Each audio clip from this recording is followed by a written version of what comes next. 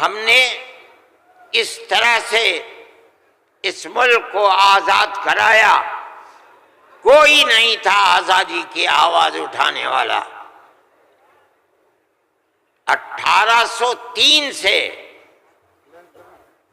ملک کے لیے قربانی دینے والے 1857 کے اندر صرف دہلی کے اندر 33,000 علماء کو قتل کیا گیا۔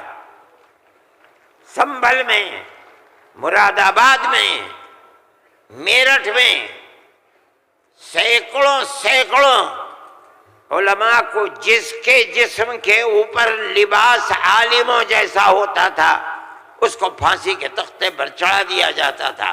کوئی نہیں تھا، کانگریس کا وجود بھی نہیں تھا۔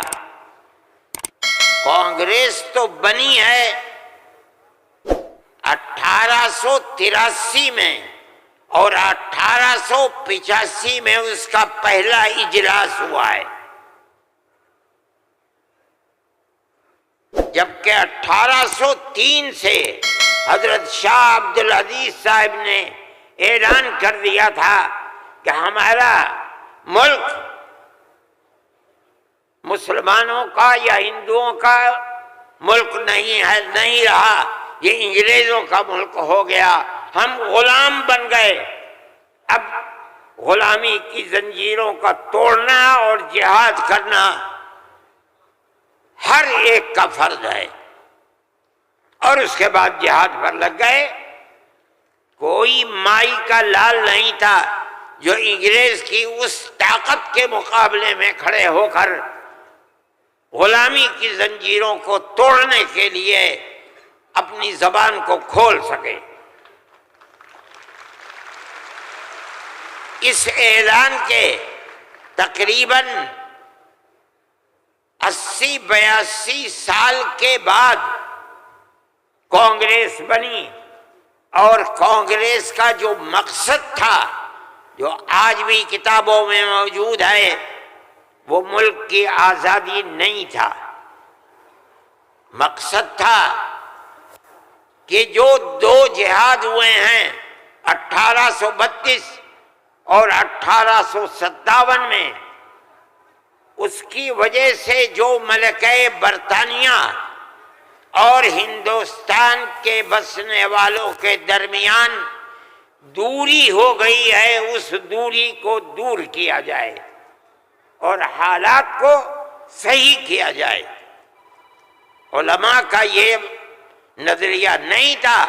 علماء کہتے تھے ملک غلام ہو گیا، غلامی کی زنجیروں کو توڑو، انگریز کو بھگاؤ، ملک کو آزاد کراؤ۔ یہ تو حالات تھے جس کے اندر مسلمان داخل ہوئے کانگریس میں۔ موجود ہیں، ایک شخص نے حضرت گنگوئی رحمت اللہ علیہ، جو ہمارے بزرگ ہیں، دارالعلوم کو کی بنیاد رکھنے والے ہیں، سن 1857 کے اندر جیل میں بند ہو گئے تھے۔ یہ سمجھتے تھے کہ قتل کر دیا جائے گا بغاوت کے الزام میں، لیکن چھوٹ گئے۔ ان سے پوچھا کہ ایک جماعت بنی ہے جس کے بنیادی کردار ہندو بنا رہے ہیں، کیا مسلمانوں کے لیے اس میں شریک ہونا جائز ہے؟ حضرت نے فتویٰ دیا، جس طرح ایک ہندو اور ایک مسلمان کاروبار اور بزنس میں شریک ہو سکتا ہے، تو اسی طرح کانگریس کے ساتھ مسلمان شریک ہو سکتا ہے، بشرطے کہ اپنے دین کا نقصان نہ ہو۔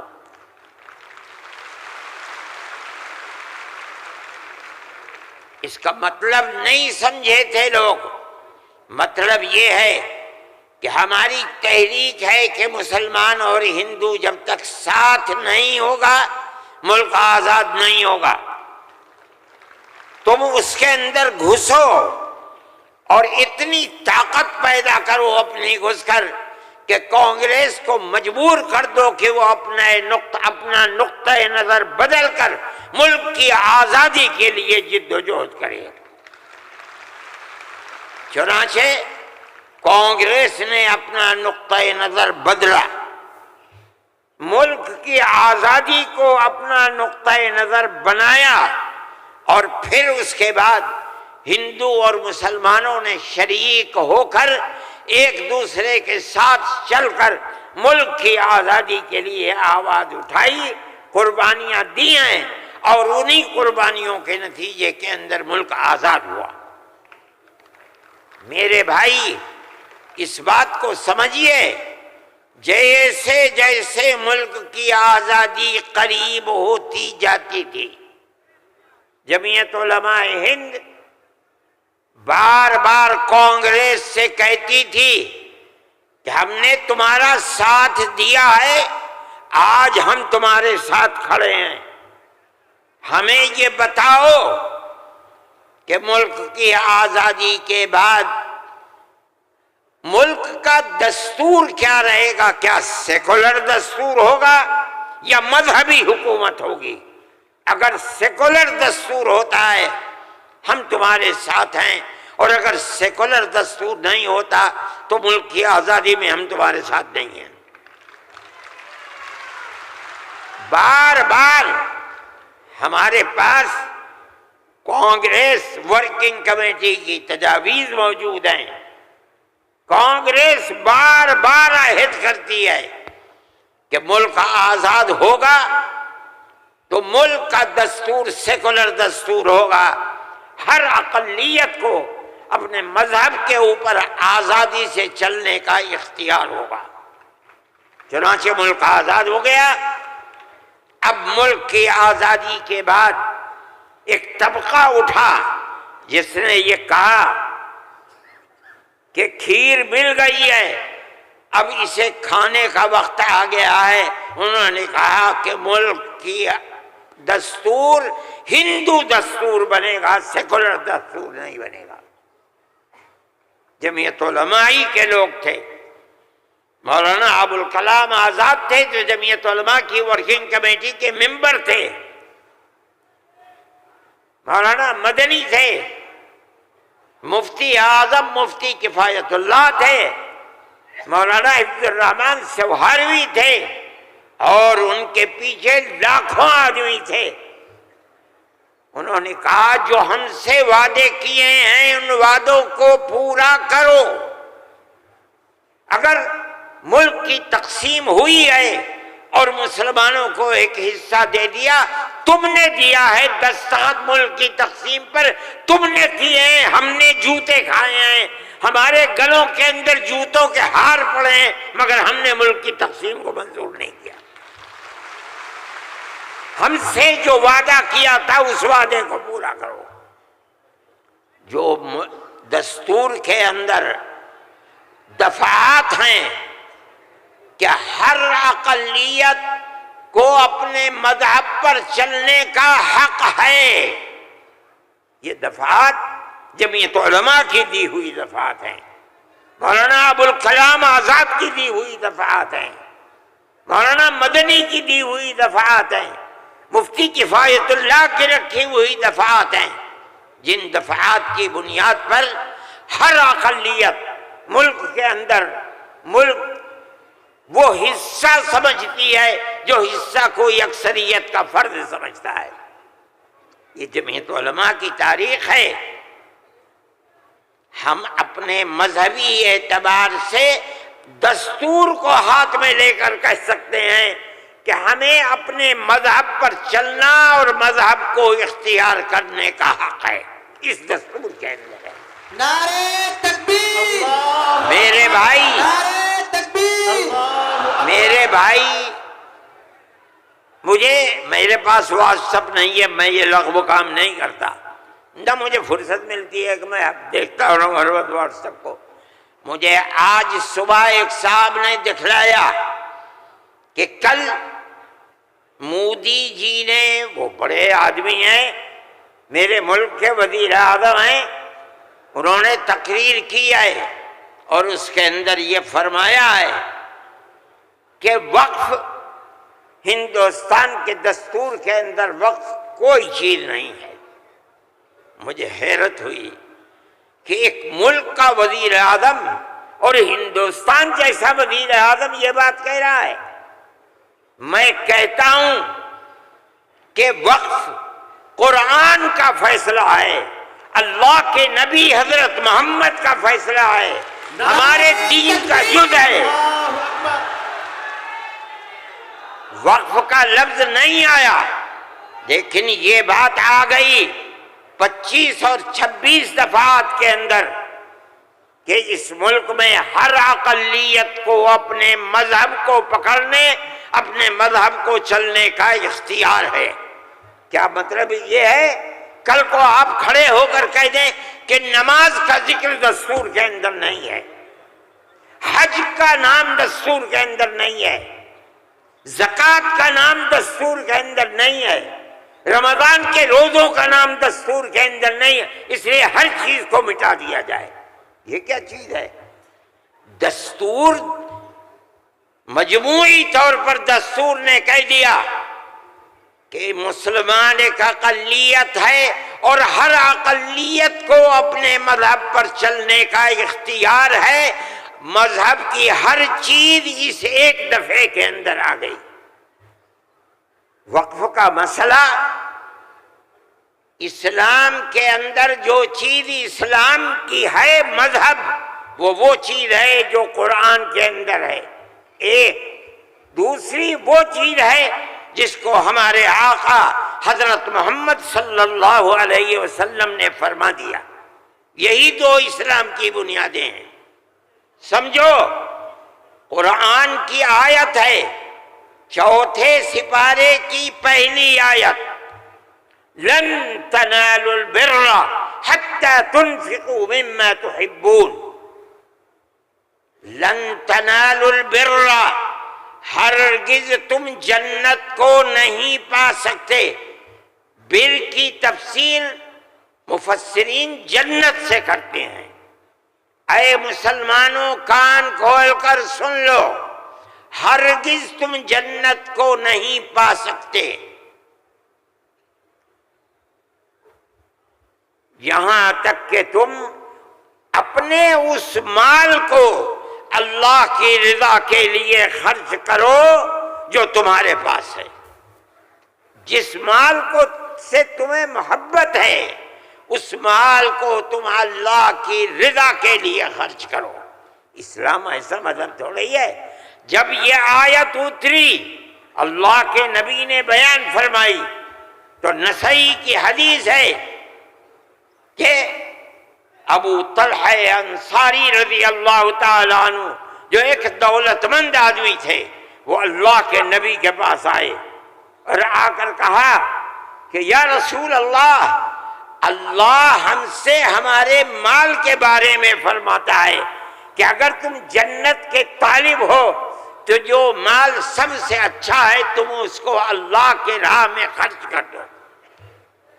یا رسول اللہ، میرا سب سے بہترین مال فلانی زمین ہے، میں آپ کو گواہ بناتا ہوں کہ میں اس کو اللہ کے لیے وقف کرتا ہوں۔